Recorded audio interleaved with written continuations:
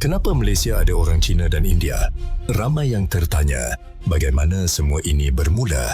Suatu ketika dahulu, Tanah Melayu dikenali sebagai sebuah kawasan strategik yang menjadi tumpuan pedagang dari seluruh dunia.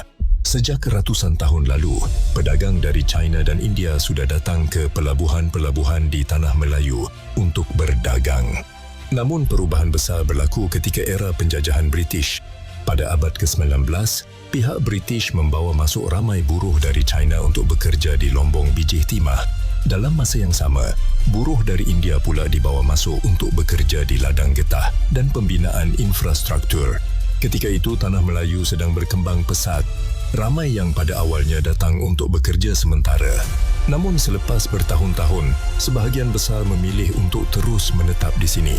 Mereka membina keluarga, komuniti sekolah, budaya dan kehidupan baru di Tanah Melayu. Dari generasi ke generasi, mereka akhirnya menjadi sebahagian daripada masyarakat dan sejarah negara ini.